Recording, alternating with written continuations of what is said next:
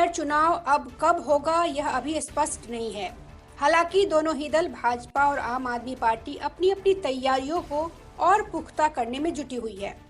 दिल्ली नगर निगम के मेयर चुनाव के दौरान आम आदमी पार्टी और भारतीय जनता पार्टी के सदस्यों के बीच हुई लड़ाई अब निगम के एडमिनिस्ट्रेटर उपराज्यपाल तक आ गई है। हर किसी की नजरें अब एलजी की ओर लगी है कि वे इसे लेकर क्या एक्शन लेते हैं। केंद्र शासित प्रदेश दिल्ली की सत्ता पर काबिज आम आदमी पार्टी ने उनके खिलाफ मोर्चा खोल दिया है।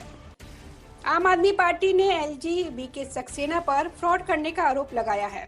आम आदमी पार्टी के मुख्य प्रवक्ता सौरभ भारद्वाज ने रविवार को आरोप लगाया कि एलजी ने निगम प्रशासन का अनुभव रखने वाले विशेषज्ञों की बजाय बीजेपी के कार्यकर्ताओं को गैर कानूनी तरीके से एल्डरमैन बनाया है।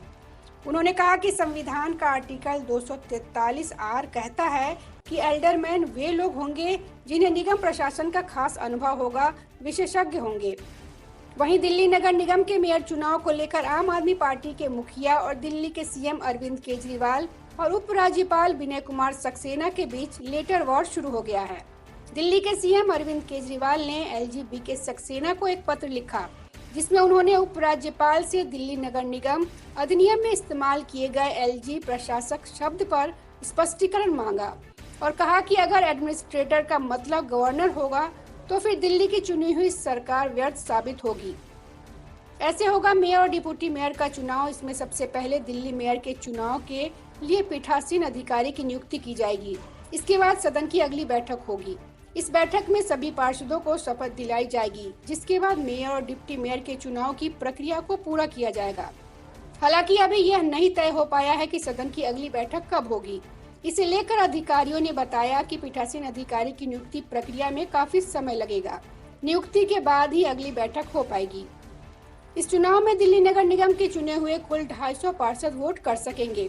साथ ही दिल्ली के 7 लोकसभा सांसद, 3 राज्यसभा सांसद और मनोनीत लोगों में 14 विधायक जो दिल्ली विधानसभा अध्यक्ष की सहमति पर बनाए गए हैं, वो भी मतदान में हिस्सा लेंगे। कुल मिलाकर इस चुनाव में 274 लोग ही वोट कर सकेंगे। इस बार हुए एमसीडी के चुनाव में आम आदमी पार्टी ने बीजेपी को 15 सालों से सत्ता में बनी हुई बीजेपी को हरा दिया। 250 वार्डों में हुए चुनाव में आम आदमी पार्टी ने 174 वार्डों में जीत दर्ज की थी। इसी के साथ ही इस चुनाव में बीजेपी को 104 वार्ड में जीत मिली थी। वहीं इस चुनाव में कांग्रेस ने हिस्सा लेने से इनकार कर दिया। दिल्ली कांग्रेस प्रमुख अनिल कुमार ने कहा कि दिल्ली की जनता ने आम आदमी पार्टी और बीजेपी को समर्थन दिया है, इसलिए हम उनका सम्मान करते हुए इस चुनाव से दूरी बनाएंगे। Bureau report, public news.